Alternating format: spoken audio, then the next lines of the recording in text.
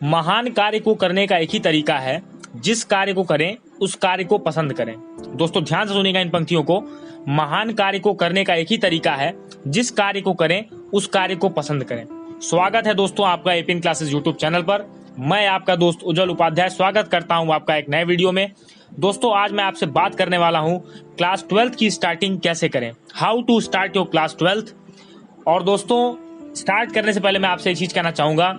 देखिए दोस्तों, class 10th और क्लास 12th बहुत ही इंपॉर्टेंट क्लास होती है हमारे स्टूडेंट लाइफ में, खास करके क्लास 12th, जिसके परसेंटेज बहुत ज्यादा मैटर करते हैं, चाहे वो सोसाइटी में हो, चाहे वो एजुकेशनल के लिए जरूरी हो। काफी चीजों के लिए क्लास 12th के परसेंटेज बहुत ज्यादा मायने रखते हैं। तो आज मैं आपसे बात करने वाला हूं कि कुछ बेसिक टिप्स को अपना करके आप अपने परसेंटेज को बहुत ज्यादा हाई कर सकते हैं। एक अच्छे परसेंटेज से आप क्लास 12th पास हो सकते हैं। और दोस्तों क्लास 12th का परसेंटेज एक प्रतिष्ठा का भी सवाल होता है, एक सम्मान का भी बात होता है। अगर आपके परसेंटेज अच्छे हैं तो लोग आपसे उम्मीद ज्यादा करेंगे और आप अच्छा करने की और कोशिश करेंगे। आपको एक तरह से मोटिवेट करता है क्लास 12th का परसेंटेज। आज मैं आपसे कुछ बेसिक टिप्स शेयर करने वाला हूं, जिसकी मदद से आप क्लास 12th में अच्छे परसेंटेज लेकर के आएंगे। दोस्तों ये जो वीडियो है सभी बोर्ड वालों के लिए है, UP board, CBSE board, Bihar board, Madhya Pradesh board, Chhattisgarh, कोई भी बोर्ड हो, सबके लिए कॉमन वीडियो है। तो आप मेरी बातों को बस ध्यान से सुनिएगा। मैं जो कह रहा हूं उसको आप फॉलो करने की कोशिश करिएगा और उम्मीद है कि आपके परसेंटेज काफी अच्छे आएंगे। और कमेंट बॉक्स में मेंशन भी करिएगा रिजल्ट के बाद भी कि आपके परसेंटेज कैसे आए, तो इसको आप फॉलो करना शुरू करिए। सबसे पहले दोस्तों देखिए, आप मेंटल प्रेशर ना लीजिए कि आप क्लास 12th में इस बात का प्रेशर मत लीजिए। इसको एक आम क्लास की तरह से लीजिए, जैसे आप 9th 10th 8th ऐसे लेते थे, आप 11th लेते थे, उस तरह से आप क्लास 10th और 12th को भी लीजिए। आप एकदम घबराइए मत, आप नॉर्मली रहिए, नॉर्मल बिहेव करिए और एकदम आराम से आप तैयारी करिए, कोई दिक्कत नहीं है। सबसे बड़ी बात दूसरों कॉन्फिडेंस, दूसरा जो बात है वो कॉन्फिडेंस है। आपके अंदर कॉन्फिडेंस होना चाहिए कि आपके पास कॉन्फिडेंस इसलिए होना चाहिए कि मैं ये कर सकता हूं और मुझे ये करना है। मुझे क्यों करना है ये मुझे पता होना चाहिए। मुझे इसलिए करना है क्योंकि मुझे बहुत आगे जाना है, इस वजह से मुझे अपना क्लास 12th का बेस्ट एग्जाम देना है, ये आपके मन में होना चाहिए। और सेल्फ बिलीफ, अपने ऊपर विश्वास रखिए। आप किसी के ऊपर मत सोचिए कोई क्या कहता है, मैं क्या कहता हूँ, अदर्स क्या कहते हैं, उसके बारे में मत सोचिए। आपके रिश्तेदार क्या कहते हैं ये मत सोचिए। अपने आप ऊपर भरोसा रखिए और पूरे जी जान से आप लगिए। मैं आपको यहाँ पे कुछ टिप्स शेयर करने वाला हूँ, जिसकी मदद से आप क्लास 12th के परसेंटेजेस काफी अच्छे लाएंगे। तो दोस्तों सबसे पहले बात जान लीजिए कि आप अपना गोल बड़ा रखिए।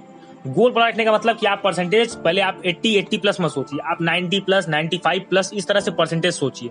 अगर आप उतना सोचेंगे तो आप 95 अगर आप सोचे हैं तो 90 के लिए आप मेहनत करेंगे और 90 आपका आएगा और 95 प्लस भी आ सकता है अगर आपका गोल बड़ा है। अगर आप मेहनत कर रहे हैं तो गोल बड़ा रखिए, छोटा मत करिए। मुझे पास होना ये मत सोचकर पढ़िए। अगर आप पढ़ने में उतने तेज नहीं है, आप क्लास 11 तक बहुत तेज नहीं रहे हैं, तो भी 12th में आकर ये मत सोचिए। दोस्तों 12th की जर्नी एक नई है, सफर एक नया है, तो आपको मेहनत करेंगे तो आपको उसका आउटपुट मिलेगा ही।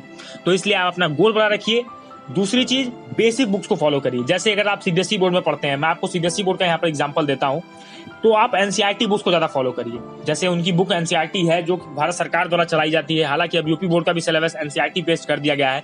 तो मैं दोनों ही बोर्ड के लोगों से कहना चाहूंगा और अदर बोर्ड के बुक से लोगों से कहना चाहूंगा कि जो बुक्स बेसिक बुक्स हैं आपकी, आप उन्हीं को फॉलो करिए, अदर बुक्स को आप मत टच करिए। अगर आप बोर्ड एग्जाम के लिए जा रहे हैं, तो कॉम्पिटिटिव एग्जाम के लिए जा रहे हैं तब बात अलग है, लेकिन अगर आप बेसिक आपका तैयार रहेगा तो आप बहुत ही आसानी से कॉम्पिटिटिव एग्जाम को भी क्रैक कर सकते हैं। दोस्तों इसमें कोई दो राय नहीं है।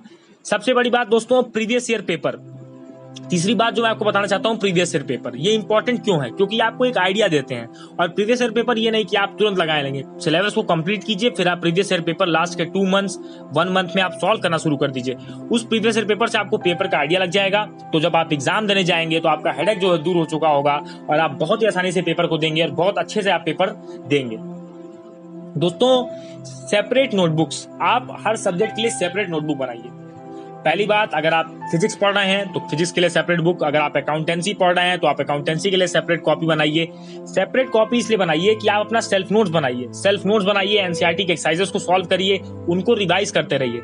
जैसे ही आप उनको रिवाइज करेंगे आप देखेंगे आपका परफॉर्मेंस अपने आप इंप्रूव हो जाएगा और आपके रिजल्ट में मार्क्स काफी अच्छे आएंगे। मैं आपको यहाँ पे कुछ एग्जाम्पल देकर समझाना चाहता हूँ। अगर मान लीजिए आप सीबीएसई और यूपी बोर्ड के छात्र हैं तो आप करें क्या।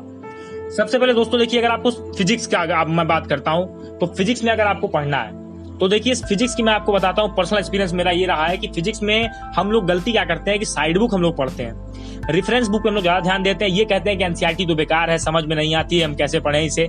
लेकिन मैं आपको बता रहा हूँ जो पूरा पेपर बोर्ड सेट करता है, बोर्ड के जो पेपर सेटर्स होते हैं यानी जो एग्जामिनर्स होते हैं, जो आपको एग्जामिन करते हैं, वो आपको पूरा एनसीईआरटी पैटर्न पर ही देते हैं और एनसीईआरटी ही देते हैं। दोस्तों एनसीईआरटी की एक एक लाइन बहुत महत्वपूर्ण होती है। इस बात का अंदाजा जब आप बोर्ड एग्जाम का पेपर देंगे तो आपको लग जाएगा, क्योंकि बोर्ड में सभी चीजें एनसीईआरटी से ही पूछी जाती हैं। केमिस्ट्री के लिए तो मैं आपसे कहना चाहूंगा आईआईटी तक के लिए, जेईई एडवांस तक के लिए आप केवल एनसीईआरटी को फॉलो करिए बस। बाकी केमिस्ट्री के लिए अदर कोई बुक मत टच करिए। मैं आपसे कहना चाहता हूं एनसीईआरटी के एक्सरसाइजेस, इंटेक्स्ट क्वेश्चन और एनसीईआरटी के इंपॉर्टेंट पॉइंट्स, एनसीईआरटी के नोट्स बनाइए। और केमिस्ट्री में आप देखेंगे आपके ऐसे मार्क्स आएंगे कि आप भी देख करके उसमें खुश होंगे। दोस्तों इंग्लिश की बात करते हैं। इंग्लिश में सीबीएसई बोर्ड में 3 बुक चलती है, फ्लेमिंगो, विस्टास और नोबेल। तो इंग्लिश के लिए आप क्या करिए, फ्लेमिंगो और विस्टास के जो एक्सरसाइजेस के क्वेश्चन है, जो इंटेक्स्ट क्वेश्चन है, उनको आप पढ़िए, उनको आप याद करने की कोशिश करिए, उनको आप लिखिए, अपने से लिखिए और उसको चेक कराइए, किसी ट्यूटर से चेक कराइए, किसी टीचर से अपने चेक कराइए, लेकिन उसको चेक करिए कि क्या मैं सही लिख पा रहा हूं या नहीं। अब हम बात करते हैं मैथमेटिक्स की। दोस्तों मैथमेटिक्स में तो एक ही फॉर्मूला है सक्सेस होने का, प्रैक्टिस। लेकिन प्रैक्टिस किसी डायरेक्शन में करें तो आपको सफलता मिलने के ज्यादा चांस होते हैं। मैं आपसे कहना चाहूंगा अगर आप एनसीईआरटी कर रहे हैं सॉल्व तो आप 70 से 80% मार्क्स आपके कहीं नहीं गए। लेकिन अगर आप आरडी शर्मा कर रहे हैं तो ये बोनस है और आपको प्रीवियस ईयर पेपर मैथमेटिक्स में लगाने ही होंगे। आपका कॉन्सेप्ट अगर क्लियर हो जाएगा तो आप बहुत ही आसानी से एनसीईआरटी और बहुत ही आसानी से मैथमेटिक्स में अच्छा करेंगे। सिलेबस को सिंप्लीफाई करिए, मैथ्स को आप पार्ट बाय पार्ट में तोड़िए, कैलकुलस को अलग तोड़िए, फंक्शंस को अलग तोड़िए, ट्रिग्नोमेट्री को अलग तोड़ के लगाइए। तो पार्ट बाय पार्ट आप जब सिलेबस कंप्लीट करते चले जाएंगे प्रोबेबिलिटी में, तो इस तरह से आप सिलेबस तोड़ेंगे तो आप देखेंगे आपका जो भी चीजें होंगी बहुत ही आसानी से आप उसको कर लेंगे। और दोस्तों बाकी जो सब्जेक्ट्स आप लेते हैं, चाहे आप कंप्यूटर लेते हो, चाहे फिजिकल एजुकेशन लेते हो, चाहे आप अदर सब्जेक्ट लेते हो, तो बेसिक बुक्स को फॉलो करिए। सबसे पहले आप जान लीजिए प्रीवियस ईयर पेपर। और मैं आपको बताना चाहता हूं कि आप फिजिक्स में केवल एनसीईआरटी की बुक और प्रीवियस ईयर पेपर सॉल्व करिए, इतना बहुत है, इतना एनफ है दोस्तों। 90+ मार्क्स आपके कहीं नहीं गए हैं। तो मैं आपको बताना चाहता हूँ केमिस्ट्री में आप क्या करिए, केवल एनसीईआरटी फॉलो करिए, आप प्रीवियस ईयर पेपर भी मत करिए। मैं आपको केमिस्ट्री में केवल एक ही बुक रिकमेंड करूंगा, एनसीईआरटी आप करिए और देखिए आपके परसेंटेज कहाँ पहुंचते हैं। इंग्लिश में आप बेसिक बुक्स को पढ़िए बहुत, अगर आपका मन है तो ओसवाल के सैंपल पेपर्स आते हैं उनको आप पढ़िए, और क्योंकि ओसवाल के सैंपल पेपर्स दोस्तों अच्छे होते हैं, अच्छे क्वालिटी के होते हैं, तो इसलिए आप उसको पढ़ सकते हैं क्योंकि उसमें क्लियरिटी रहती है, बाकी की तरह इधर उधर से नहीं दिया रहता है, काफी टू द पॉइंट वो लिखते हैं और अच्छी होती है।